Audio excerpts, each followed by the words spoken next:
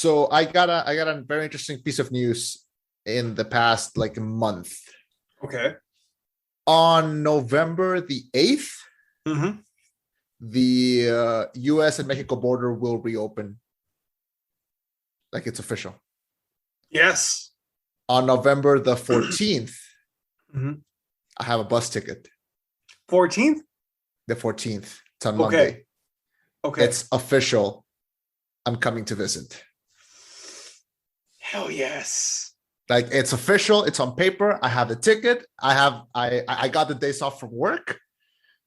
The WHO, the OMS, the Mexican government, the US government has approved non-essential trips, which basically means everyone that didn't have a reason to travel can now travel until the 8th. They're going to require me take a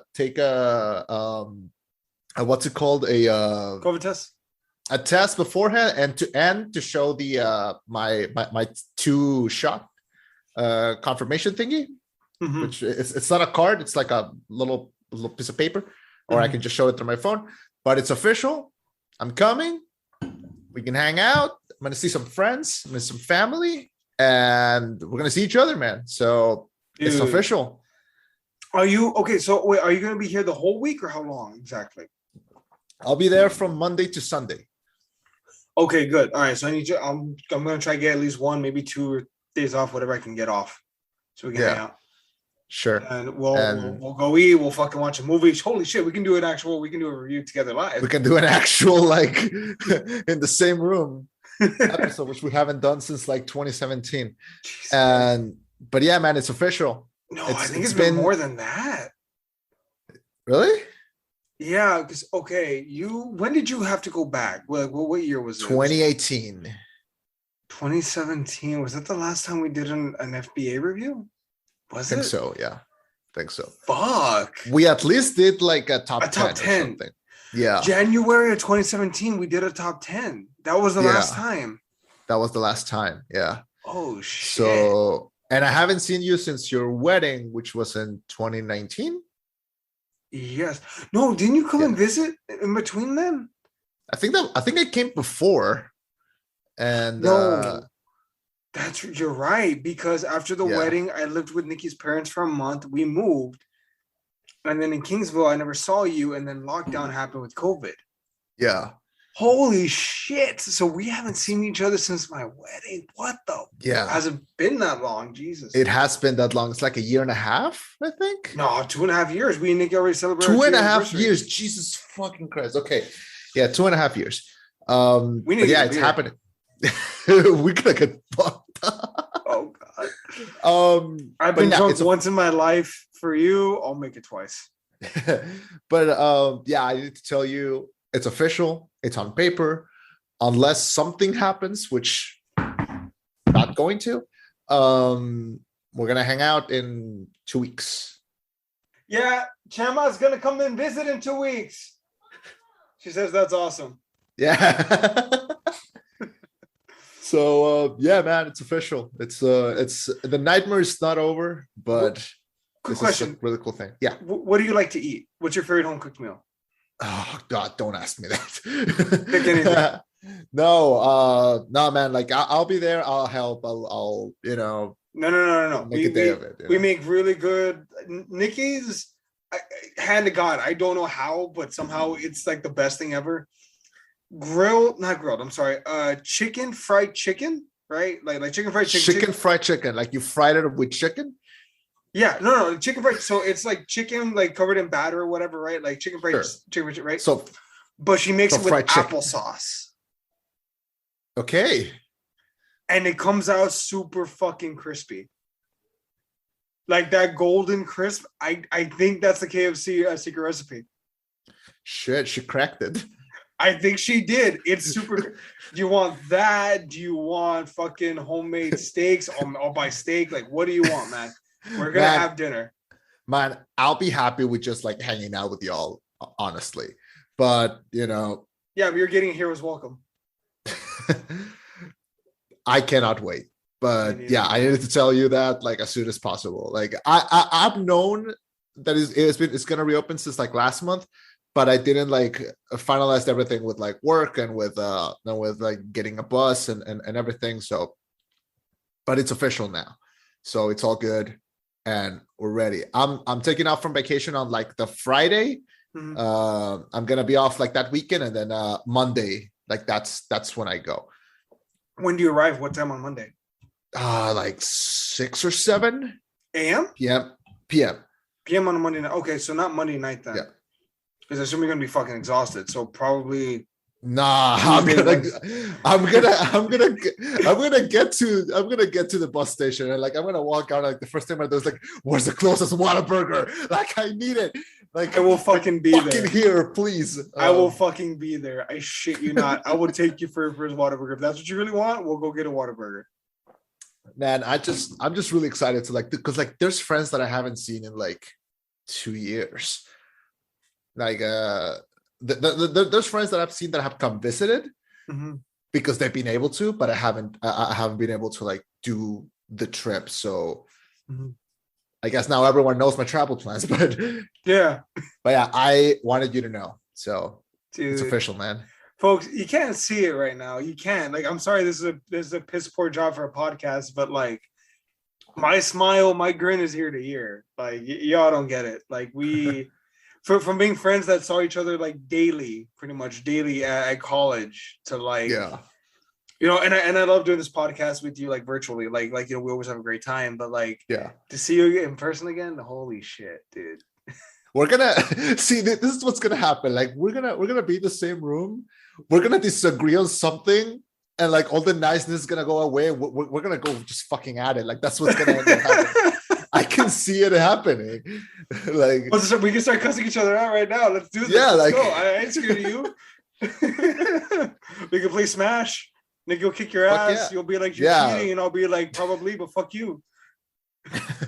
But yeah, man, it's official. Like, well, the rollback is reuniting, and yeah, it's official.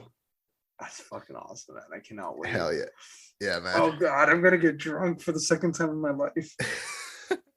Oh Jesus, we'll get an Uber or Lyft or something. It's all right. I'll take care of you. Oh, shouldn't I be the one taking care of you? You're the one coming. I mean, what's the worst thing that could happen to me?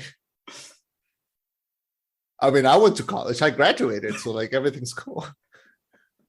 I got my ass kicked there. You know, I did my waiting 12 years of it in Azkaban. Oh my god, dude! You can see the university. It's weird. It's like a ghost town.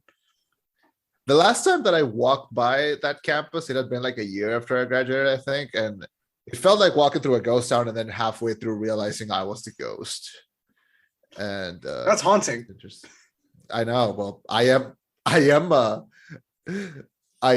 a slum poet. It's kind of on my wheelhouse. Oh my god!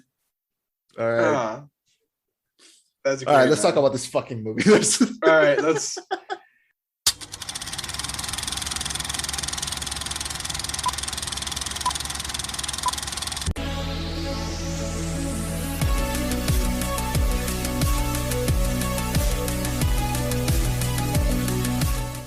Thank you for welcoming us into your headphones. My name is Chema.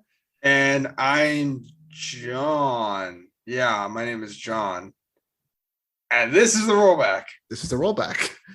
That's a very, I don't say this often, but the poster to this movie is sexy. Based on the design, I'm not being a perp. All right, when the past lets you in, the truth will come out. A young girl passionate about fashion design is mysteriously able to enter the 1960s where she encounters her idol, a dazzling wannabe singer. But 1960s London is not what it seems, and time seems to be falling apart with shady consequences. So Edgar Wright, fantastic movie director, has one of the best careers, I think, ever. Like, because like all of his movies are hits. Shaun of the Dead, Hot Fuzz, Scott Pilgrim versus the World, Baby Driver, The World's End, and now Last Night in Soho, which is his first dip into kind of a horror, kind of a mystery, kind of a noir. and it teams up two of the most talented young actresses of our time, Anna Taylor-Joy, who's had this string of hits in the past few years, and Thomasin McKenzie, who is fresh off her great performance in Jojo Rabbit. And this is Last Night in Soho. This was one of my most anticipated movies of the year, and I can't wait to talk about it. What did you think? God, I don't think it's fair what I thought. So let's okay, so let's start from the top, right? Sure. Edgar Wright, incredible director. I wish I could have seen what he would have done with Ant-Man. The Cornello trilogy, is that what it's called? The Cornello or Cornello? Yeah. The Cornetto trilogy, yeah. Yeah. So that trilogy, fucking fantastic. Baby Driver was incredible. I never noticed this, but his taste in music is always on point. Baby Driver showed me. Yeah. But this movie's soundtrack, incredible, impeccable. No, I can't just the soundtrack. I'm gonna start there. This movie though, the trailer, God, I don't know if it's mean to say, but I think the trailer may have been better than the movie. Because I had different expectations going into the film. Right. What were your expectations? And I'll tell you mine. I skipped the trailers. You brilliant son of a bitch. I purposely did not watch the trailers. I legitimately only saw the posters. I just saw Edgar Wright's name. I just saw the two main actresses. I knew Matt Smith was going to be in it. And that's all I knew before coming in. And I think that helped. Because the movie being a mystery, I think helps to the vibe. Like if you come in blind, I think it's way better. Now, I'm assuming you came in knowing a little bit into it. No. So when I went into it, I went in, okay, so there's two kinds of murder mystery movies, right? Mm-hmm. There's the ones that you experience, like Seven, for example. You could never figure out who the killer was, right? Like you were never going to. It was always about the journey. Mm-hmm. And then there's, on the other side of murder mysteries, Murder on the Orient Express, where like the clues are there, and if you put them together, you could figure out who the killer was. Even Knives Out, like in theory, you could have figured out who the killer was beforehand, right? I thought this movie was going to be like Knives Out and the Murder on the Orient Express rather than Seven. So that was one problem I had. I was anticipating a whodunit, and it wasn't, and that left me a little disappointed. And then also, in retrospect, thinking about what the plot could have been left me maybe a little more wanting. Like me and Nikki discussed it, like what this movie could have been versus what we got. And what we got isn't bad, but like what could have been is so much better. I don't, and it's not fair. And I know that's not a fair criticism. That's what I was about to say. Like, that's not fair. Yeah, it's not fair, but that's the fucking problem. Like, I was hoping and I was expecting for this like murder mystery of like, oh shit, are we gonna get to like who did it, or when, or how are they gonna catch him, or what's gonna happen? But it wasn't that, and that left me a little disappointed because, and then again, that's not fair because the product that we did get was admittedly really good. I just thought I was gonna get this, not this. It's like I was anticipating a steak for dinner, but I got salmon. The salmon's fucking delicious. But fuck, I was looking forward to that steak. Well, yeah, if you come at this movie with those kind of set expectations, it is gonna be set up for failure. So it is. I understand how you can get to that conclusion, but I don't. I'm gonna stick with what I said. I don't think that's fair to this movie. It's not. I am not going to judge this movie for what I want it to be. I'm going to judge it for what it is, and what it is, I think it's bloody fantastic. I think this is a really cool modern piece of like a light horror. It's horror, but it's horror light. Mm-hmm. And like this is not a like a Conjuring, but it's also not like a cheesy slasher. It manages to thread that needle of being like right in the middle. And here's a point that I wanted to bring up. I went to see this movie and I took. Can you hear me? Yeah. No. Yeah. Okay. I took my sister and my cousin, my young female cousin, and we all three we went to see the movie. And when we were walking out and we were talking, they were shocked and kind of scared by a couple of scenes. And that's when it kind of hit me. Yo, the movie watching experience for this movie is gonna be like hella different for men and women. I did not think about that. I did, because like I was talking about it with him because I was thinking of like, man, the cinematography is great, the soundtrack is awesome, like the choreography is great, the lights, the shadowing, like the shocks, everything is great. And they were like, that man was terrifying. they were like Matt Smith was fucking terrifying, and like some of the scenes were like they were very uncomfortable, and I was like, oh, of course. Watching this movie as a woman is probably like completely different as when I was watching it. Yeah. And that's what I wanted to bring up with Nikki, which is you said she was going to be in the review. I'm like, so pass this on to her and then, let me know what she says.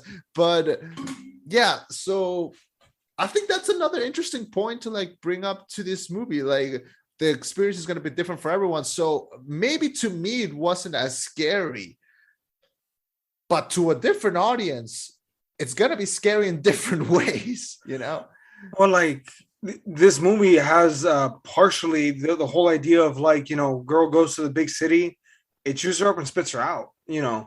She came to the city to become a big singer, to become a big star. She had these anticipations, and she, in her defense, like Sandy has an incredible voice. You think she's going to succeed in this big way, but life runs her over. Like she gets, unfortunately, her boyfriend, Matt Smith, what was his, Jack is her manager, her boyfriend, but he's her pimp, Yeah, absolutely. And he like does all these poor things to her, drugging her, making her feel like you need to do these things for me if you love me, like abusive. It's just it's gnarly, it's bad, but also it's uncomfortably true, I think. And I think it's still uncomfortably relevant. I don't think I cannot imagine that it's going to be rare for someone to watch this and think of someone that they know or they love. Yeah. And, Hell, terrifying experience, but bad. Hell, you don't even have to go to like the flash to like the scenes in the 60s. The first person that she interacts when she gets to London is that cab driver. Son of a bitch. Yeah, like that's not a conversation you want to have like ever in your life. And like that's the way the city receives her. That's the way that she's welcome. Yeah. And it's very uncomfortable. Like she has to wait inside of like a convenience store to like wait for the guy to leave. Like it's so uncomfortable. And the movie kind of carries that vibe throughout the entire movie, like letting her know, like, oh, this is one of those kinds of stories. Well, like, I do remember watching with Nikki, and she was like, "Pobrecita," because like, this kind of asshole cab driver's like, "Oh, are you gonna be a model?" No, I'm a designer. Oh, we got the legs for it. The fuck, like it's unnerving, and it's annoying because also like there's, I don't know, like that. What do you think is gonna fucking happen? Like, hey, you got some hot legs. What do you want? Like, no, dumbass. That's not how it fucking works. Yeah. Also, I'm pretty sure you're old enough to be her dad. Like, fuck off. Yeah. I just, it's the worst kind of attention, I guess. I don't know. It was unfortunate. Yeah. What's called when you.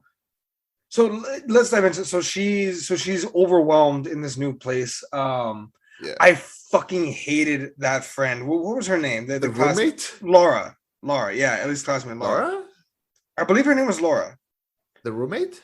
The one that was like, oh, like when Ellie says, my mom, committed suicide. And she's like, I had an uncle commit suicide too. Yeah, the roommate. Yeah. I believe that was Laura. Yeah. I kind of wish she had stabbed her with the scissors. She has like she has this weird thing where like if she was my roommate, I would hate her. But because she's not my roommate, I found her kind of like delightfully annoying. Like in a fun way, like in a mean girl kind of way. Like she's a good like a quasi villain. And I think some of the lines that she said were pretty funny, even though they were really mean. I also found it kind of funny that like they have that scene where like she almost stabs her. And then at the end, like after everything, and like she has like this fashion show, they just look at each other like, you're cool. Like you just tried to stab you. You're fine. Like she tried to stab you, but like we're gonna just like movie's over. Like, but did she succeed? She succeed? No, she didn't. So it's all good. It's all good in the hood. Yeah, it's a right off the bat, you could tell the movie is like by Edgar Wright because the way like the cuts and the shots and how everything's synced up to the music and like hell, even the scene where like she falls asleep in like the common room while everyone's like partying. Like I really like seeing those kinds of shots and seeing it on a big screen was great. I'm so glad I got to see this in a theater because the movie really lends itself to like that kind of experience. So I really like that. I mean, it's beautiful. Like genuinely, this is one of those movies. It's a really good looking movie. Yeah, it is though. Like, and it makes 1960s London. Shit, I wanted to fucking be there. Probably not very long, but I would have wanted to have been there. Did you notice who? So when she first like wakes up as Sandy and she's walking into the club and there's a man that like comes to her and is like, oh, let me take your jacket and like hangs it over. Did you saw who that guy was? He was one of the Weasley twins. Was he? Yeah. Shit, I did not see that at all. Yeah, that was him. Like I don't know which one, but one of them was like he like comes in and is like, oh, let me take your jacket, and I was like, that's fucking. I was like Leo and what was that fucking in the Hollywood movie where he just goes like, yep, that's yeah, that's Fred or George. Yeah, I was like, that's Fred and or George. Yeah. Yeah, that was great. I love how they kept that effect of like every time that she would appear in a mirror. Yeah, it would be Ellie. Yeah, I really like how they did that. Yeah. You know, I was only able, and I'm noticing this more and more now that I'm editing video more often, that I only caught one. No, not only that. Oh, fuck yeah, it's hard. But I did see one cut. I was able to catch one cut where it was uneven, where they were switching between them dancing. You know how Jack dances with both Ellie and Sandy? Oh, yeah. Like but they're going in and out, in and out. I'm like, fuck, this looks like incredibly hard to do with the film. But I managed to see one point where it was like uneven when they cut from one of them to the other. I'm like, I fucking saw that. I fucking saw you, you son of a bitch. We're coming for you, Edgar. You're gonna lose your job. I don't know what it is this movie, but you did a shitty job. They did a great job. No, this movie was amazing. This is a really good looking movie, like stupidly good looking. Movie. Also, it sounds fucking incredible. Like that soundtrack for this film is it's Edgar Wright. Yeah. What's the phrase? He always understands the assignment. He yeah, he understands. Are you laughing at me? Yeah, I can't believe you said that. Did I use it properly? No, you didn't use it properly, but like you're starting to like sound like a dad. Like what? How I sounded like a dad? No, it's because like you could have simply said like, oh, he understands the assignment, but like no, you were like he gets the assignment. Like he excels at it. Like sorry, my New Balance shoes are like I have to tie them up. Like they're just. Let me tie my Converse here, kids. Let me tell. God. Yeah, no, he understands the assignment. Yeah, I agree. God damn, I'm trying to speak in meme here. Okay. The kids in TikTok right now are like, who the fuck are these two grandpas? Like. Oh God. Okay. Yeah. So I want to talk about so there's been a lot of praise for the movie for the acting, justly so. But some people have criticized the writing a little bit. What do you think about that? Like, do you think is that I saw a lot of people saying that the movie starts really well and then it kind of gets stuck and then it kind of like closes out kind of okay. I disagree. I think maybe a little bit is the expectation, like you expect to see like a Baby Driver or a Scott Pilgrim or something. Baby Driver received the same criticism that the ending kind of ran a little too long and it kind of didn't know what to do by the end. I don't disagree. Like I love Baby Driver, but I agree that like by the time the ending is rolling out, I'm like, come on, get on with it. I kind of like what this movie was doing. Like it was kind of like firm in what it was trying to do. It kind of let the characters breathe. It's kind of both the most and least Edgar Wright movie that Edgar Wright has ever done. Like this is, I think, the only one that you could show to someone and like they'll think the editing or like the effects are sleek, but they won't be like blown away by something like a Baby Driver or Scott Pilgrim or even A World's End. It doesn't have his like overarching like not comedy stamp. That's not right, but this isn't his usual flavor. I guess you're right because he does dip into horror a little bit and mystery and whatnot. Yeah, and it's good. I mean, the worst thing that this movie could do was be boring, and Edgar Wright is anything but. But he also has a feat to like continue because like Shaun of the Dead is like one of the most classic comedies of like the modern era. Hot Fuzz, I think, is one of the best comedy movies of all time. Scott Pilgrim is like probably the only video game movie that's ever worked, or like that understands how to work. And Baby Driver is like an action masterpiece.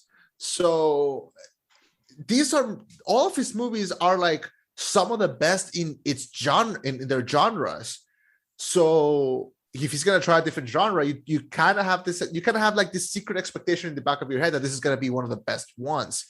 And we got a good one, not a top tier best of all time, but a really good one. And I gotta say, a really original one.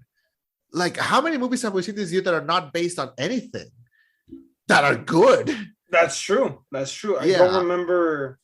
This is a really big original movie for a really big opening. When was the last time we had talked about it? A movie recently that had like the biggest opening for an original property in forever. Like this year, I can think of like an original property. Go through our old episodes. We'll find it. Army of the Dead, I guess, was original. Not technically, it was based off all the zombie stuff that Romero did, wasn't it? Yeah, but it's not based on like a property. I guess Luca, I guess something like Malignant or Mitchell's versus the Machines, I guess would be like another original one. But yeah, we haven't had a lot of original properties. And this one, I think, super original. Really fun. The twist, I did not see coming, but it's one of those things.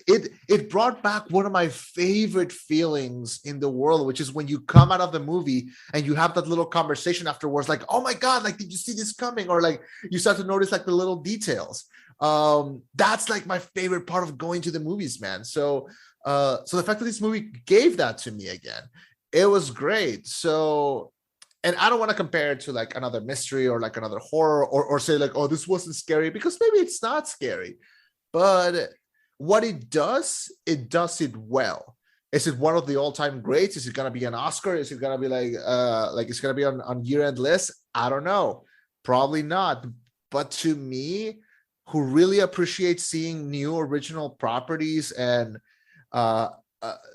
really creative people trying new things, hell, I'll give them props even when it fails. And I don't think this one's a fail. What's called this movie? So that twist, real quick, I did not see that. That made me go, "What the fuck?" Nikki saw it coming a mile away. I don't know how. I really don't know how. When Nikki saw it coming a mile away, I pieced it together afterwards, like after it's revealed that the woman renting her the apartment is not only she's the killer, but she's Sandy as well. I went back and I thought like, okay, what were the hints? Where could we see this happening? And then it hit me. The moment when she's renting her the apartment, she tells her like, oh, there's this French bakery next door. It's always going to smell like garlic. I thought the same fucking thing after the fact. I was like, I had to hide the bodies. Yeah. Like they were there the entire time. Well, not gonna lie though, I didn't like the fact that they were like, help us. Wait, you guys are a bunch of dudes that used to prostitute. Am I supposed to feel sorry for you? That's why she doesn't feel bad. They tell her help us, and she goes, no. And then Sandy walks in. And that's what she goes, I'm not going to save you, and I'm not going to save them. And they just retort to burning down the house. Well, happy endings for all them white girls. No, okay, so Sorry. can I drop like what ifs, or is that not fair? I mean, if you're gonna be like this movie could have been as good because I have this head canon, then I don't think it's fair. If you No, want no, to do like your own, like, no. I want to pitch what it. if Just this have happened? no. I Okay, want to pitch it. Like, what if this or what if that had happened? I'm not gonna say this. It's not a bad movie. yeah, But afterwards, like I think this movie did something very rare for me personally. It got me thinking. It got me going full creative. You know what I mean?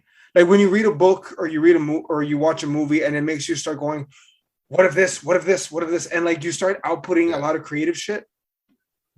This movie inspired me in that and in that manner, I guess. So like we thought about like what if it had gone one of two ways? One, it was a have you ever heard of the movie Frequency? no, Okay, so it's an old movie. I love this movie though. It's from the early 2000s. Essentially what it is there's a guy in the modern day and he's via an old school handheld radio somehow he's able to communicate with his father 25 years in the past. And they're able to talk to each other, and they're the whole movie is them solving a crime and him trying to save his dad's life. And in the end, he manages to save his dad's life. He's about to get murdered by the killer, but everything changes, and his dad's still alive, and he shoots the killer with a shotgun. He's like, "Oh, it's been a while." And they have all these new memories now of being together. His dad didn't die young; he didn't die in the fire. And right, happy movie, right? I thought it was going to go in that way, where she was going to try to prevent Sandy's death. Or on the other side of the coin, I thought it was going to be where Sandy was killed and she's trying to find the killer. And like she's like witnessing Sandy's life, trying to piece together what happens. And what if she tells John how crazy this sounds. He's just like, fuck it, I'm in it with you. Let's go. And like they're slowly trying to piece together who it could have been. And imagine instead of like one old guy, there's like four of them. And like one of them was the pimp, one of them was the cop, two of them were other Johns. And it's like, who killed her or why did they kill her? And blah blah blah. Does that make sense? Like, what if I gone in either one of those two directions? It got me thinking of like other murder mysteries, how stories could be portrayed. Have they ever been portrayed in this manner? Just inspired me. And again, it's not a fair criticism of this movie for what it could have been, but like there's no denying they got the fucking creative juices flowing. Like I was thinking about all these what ifs. So yeah, I can see where that's coming from. You know, we see a property that maybe we kind of want to put ourselves there and just be like, what would I do in that situation? What would I change? But man, there were just a lot of moments this movie that really fucking worked with me. Okay, that like 3-part jump scare where she goes to reach for the alarm clock and like a hand just grabs her and it happens like 2 or 3 times. I fucks with that. Okay, that I love that. I love those kind of shots. I love those kinds of scenes. The way they recreated the 60s is great too. How they portrayed this struggling artist.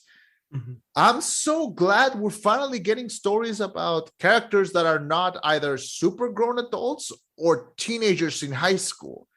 We're getting either college or young adult stories. These are great. Things like this, things like the anime Rent a Girlfriend, or like we're getting more stuff, or like Seeing Yesterday for me. Like we're getting more properties that are with characters that are like between young adults and adults, and I like that. Not a kid, but not a fully an adult. You're in that weird college in between where you're trying to transition, like in that manner. Yeah, like it's a weird time. Like look at the people in your social circle.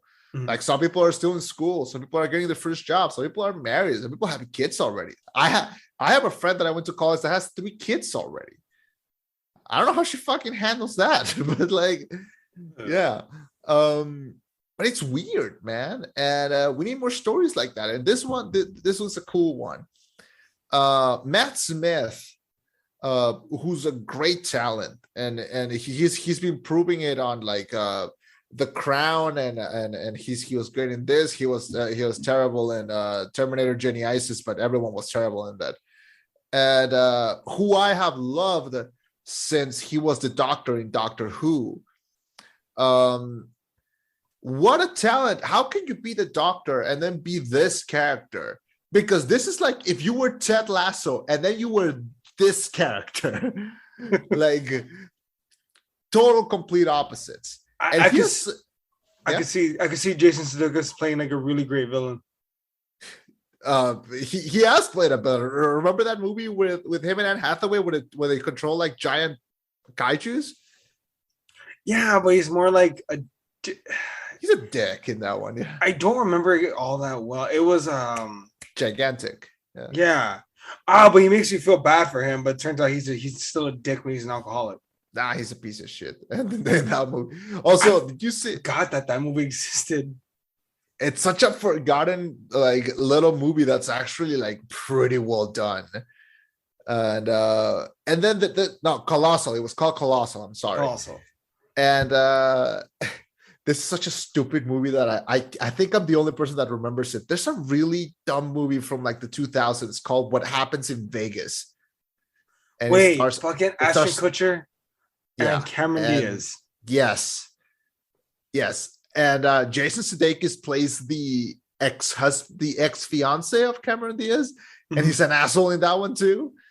And at the end of the movie, there's a scene where like Lake Bell shows up at his apartment. He opens the door and she just hits him like square in the nuts. And you know what you did.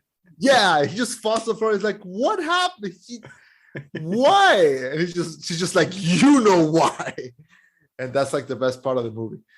And now we all love Jason Sudeikis, so it's like, so we all feel bad about that. It's weird. He really did earn our love and respect with Ted Lasso. Now, what's he gonna do with his power? That's for us to find out, and for him to know. Yo, I've loved him since SNL. Like, have you ever seen the Taco Town commercial? No. Okay, I'm gonna show it to you after the show because like it's one of my favorite SNL sketches. It's a commercial for like a Mexican place in the US, but it's like it fills up all the stereotypes wonderfully, and it features like a super young Sudeikis, a super young Bill Hader, and a super young Andy Samberg, and it's great. I'll show it to you after the show. I need to see back to this movie. Matt Smith is great. He's terrifying in this, but he's really good in this.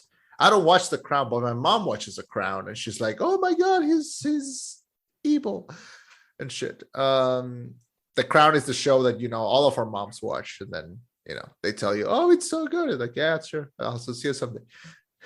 I think I got up to episode 5, and I was like, "Fuck this show." The most expensive show in Netflix history. There it is. The most expensive show ever, though, was Game of Thrones, no? No, but I meant like made by Netflix, like the most expensive Netflix production like ever. Man, they got money to spare. They offered Warner Brothers $250 million for Godzilla vs. Kong. They were like, just give it to us and we'll fucking air it on Netflix and we'll give you $250 million. And HBO was like, nah. And we still watched it like on HBO. Okay, yeah, then we can cut all this. Because this show is more than just a review show. This is a show about growing up with friends and movies. Shut the fuck up. I'm a firm believer in that quote by what the fuck is his face called? Kyle? No. Fuck, no regrets. No, there's a quote by the great movie critic Roger Ebert where he said movies are empathy machines, and I genuinely believe that. So in a way, that's what this show is as well. So Last Night in Soho, it's great.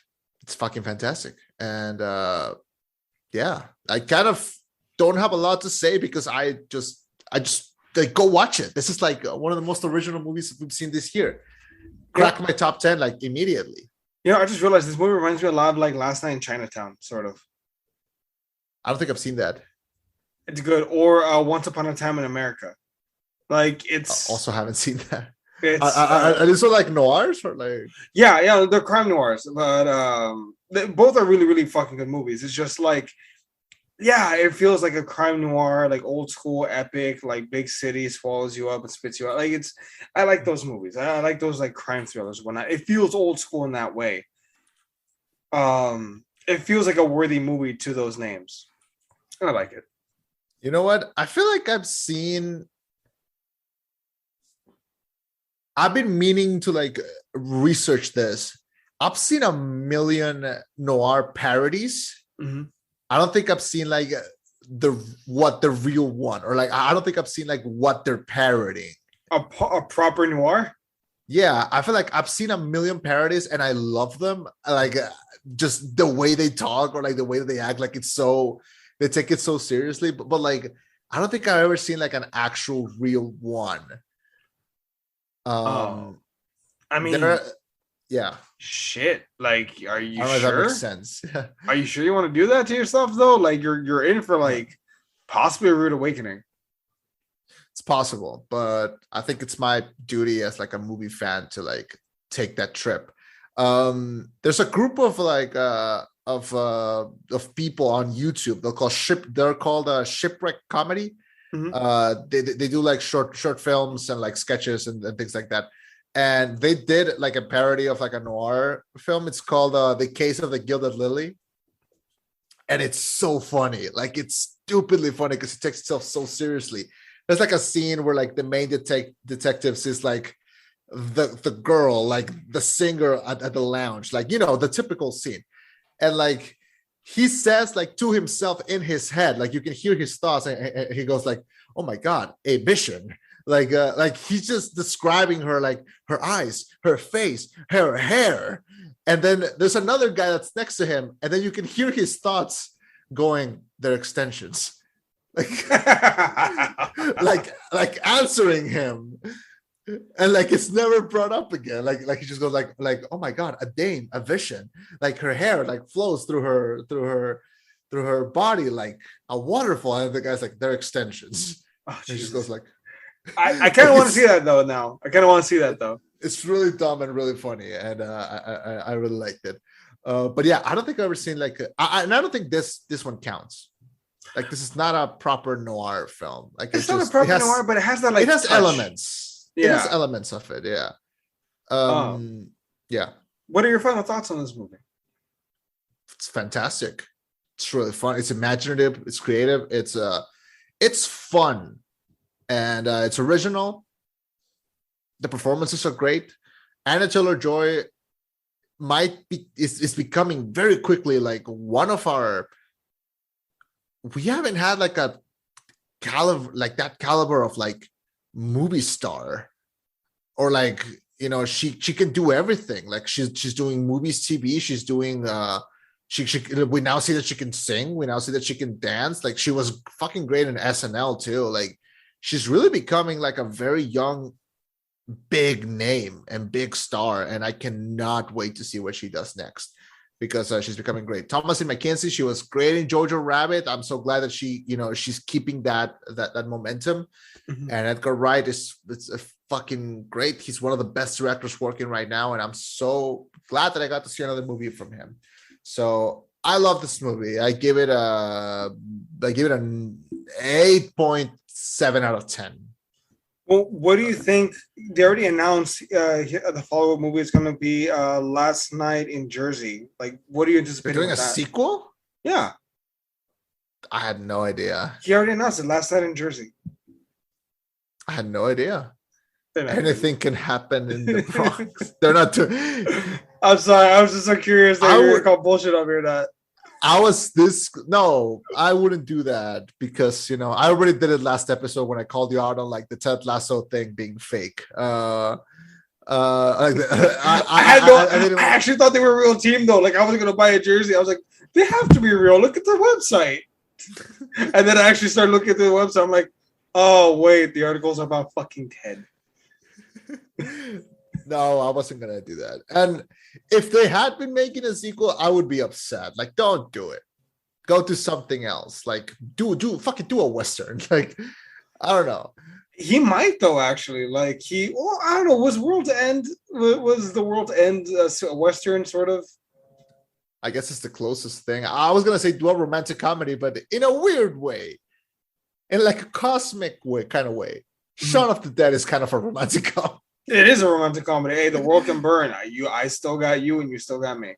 And Scott Pilgrim kind of as well. So I think Scott Pilgrim is more of a tale of like self-respect. I remember, like in the end, Scott has earned the power of self-respect. Yes, God, the mightiest sword of all, and he like stops knives from punching what's her face, Ramona.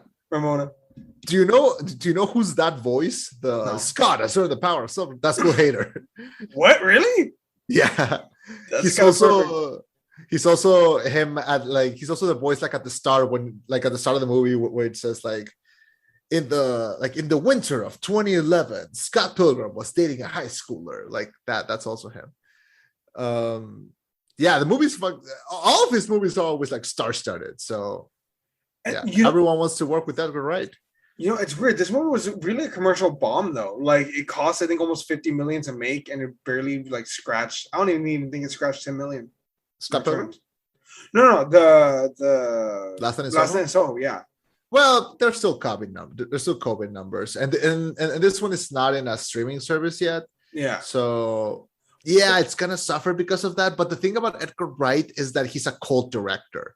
Yeah. Like he has a built-in audience that are going to show up for his stuff, and they're gonna continue showing up for his stuff.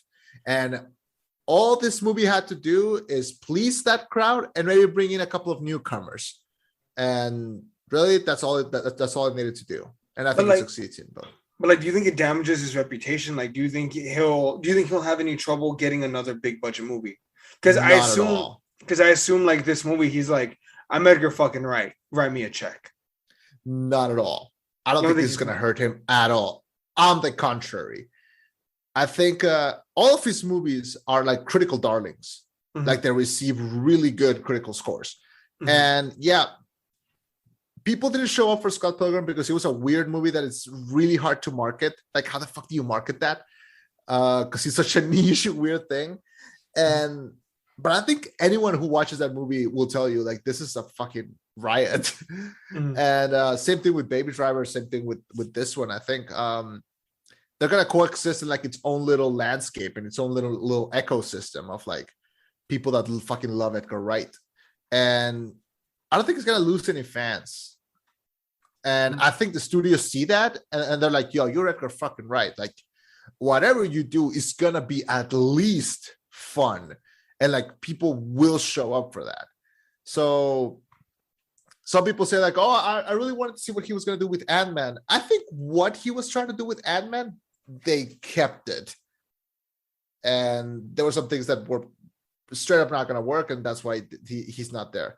Would I have loved to have seen that vision? Absolutely. But I think if we got Baby Driver and we got this, I'm happy either way. So all good stuff. I loved it. You? I like this movie. I want to love this movie, but I like this movie. And it's not fair. I can't love it because of what all these ideas it's given me. And it's like, what if they had done this? What if they had done that? And that's unfair. Admittedly, that's unfair. But I can't stop not being like, there's so much they could have done with this. And it's not fair, but I know. Fucking B. Yeah. Also, rest in peace to what's her name? Diana Rigg, who was the woman that rented the apartment. She passed away earlier this year, and this was her last movie. And she had a fucking long ass career spanning since the 60s. She was in Game of Thrones, and yeah, so like rest in peace. She did a great performance in this one, I think. Wow, I did not know that at all. Wait, yeah. She's the one that burns down in the apartment, right? Just like, I'm not gonna go. They're not gonna take me to jail. And like she just sits on the bed and lets everything burn around her. Yeah. Oh, she's fucking great. Thank you for joining us. If you'd like to hear more about our thoughts on movies, you can check out all of our reviews. They're available on YouTube, Spotify, and iTunes. Wherever you get your podcast, we are there. You can check out, we do movie reviews, we do show reviews. Sometimes it'll be one of us, sometimes it'll be three of us, sometimes there'll be guests, but it will always be honest. We can guarantee you that. Folks, I don't know. Do me a favor. Look at your phone, right? Look at your phone. There should be a big button there that says subscribe. Press that fucking button. All right. And then once you're done listening to this review, go listen to another review. And then another one. And then another one. And then you'll have some like good opinions now. You're welcome, ladies and gentlemen. Like and subscribe. Thanks for joining us. My name was Chema. And I've been Eddie. And this was the rollback. With a reminder to not to every time you get a drink from a stranger, watch it. Or you know what? Just don't accept it. You know, you never know what's going to be in it. Even if it's tea from an old lady. What if it's water? I have nothing. Bye, everybody. They can't all be gold mines.